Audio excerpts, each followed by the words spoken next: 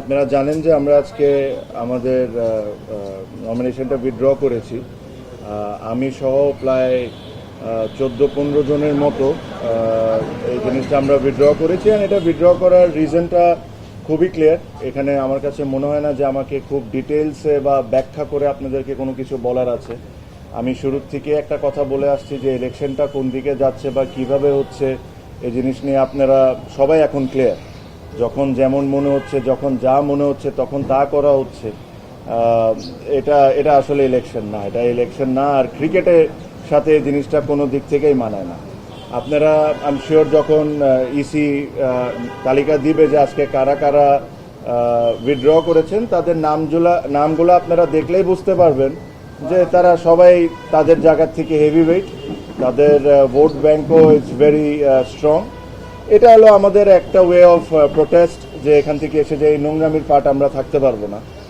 এখানে ধরেন বিভিন্ন ধরনের বিভিন্ন সময় অনেক ধরনের কথা বলা হয়েছে, but end of the day আমার কাছে মনে হয় যে এই নোংরামির সাথে আমরা কোনো দিক থেকে কোনোভাবে পার্ট রাখতে পারবো না। আর সেকেন্ডলি আমি একটা জিনিস সবসময় বলছি, ক্রিকেট, বাংলাদেশ ক্রিকেট এটা ডিজার্ভ করে না, বাংলাদেশের ক্রিকেট ফ্যানরাও এটা ডিজার্ভ করে না। এটাও বলে রাখি, আমি জানি না কতজন স্বীকার করবেন কি করবেন না, বাট এখানে আরও অনেকেই আজকে উইথড্র করতেন। তাদেরকে বিভিন্নভাবে বিভিন্ন ওয়েতে বোঝানো হয়েছে বা চাপ সৃষ্টি করা হয়েছে, তাদেরকে করে থামানো হয়েছে। বাট এছাড়াও অনেকেই আজকে উইথড্র করতেন।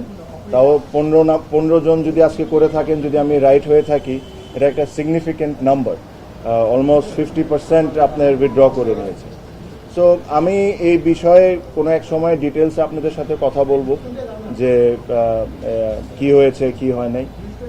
আমি একটা জিনিসই বলবো যে যারা বোর্ডে আছেন তারা যদি এভাবে করে ইলেকশন করতে চান করতে পারেন, জিততেও পারেন। বাট আজকে ক্রিকেট 100% হেরে গেছে, এটা নিয়ে কোনো সন্দেহ নাই।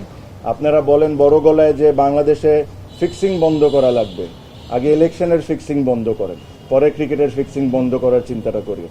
সো আমার এর চেয়ে বেশি কিছু বলার নাই। আমার কাছে মনে হয় যে এটা স্পষ্টভাবে ক্লিয়ার সবার কাছে, কারা কারা কোন সময় কারা কারা কোন ধরনের ইনভলভমেন্ট এখানে রেখেছেন, কী ধরনের ইন্টারফারেন্স হয়েছে।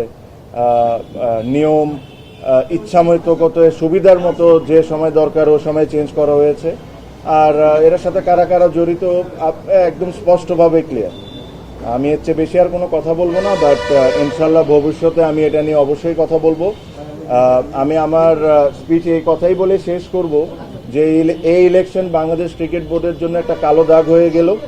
আর এই ইলেকশনের পার্টের সাথে যারা আছে এরা আই এম শিওর তারাও বুঝতে পারেন যে ইলেকশনটা কোনো দিক থেকেই এটা একটা ইলেকশন ছিল না। সো থ্যাংক ইউ আমার তরফ থেকে। আমার এর চেয়ে বেশি আর কোনো মেসেজ দেওয়া নেই। দৈনিক বাংলাদেশ মিডিয়া, সত্যের সন্ধানে সারাক্ষণ।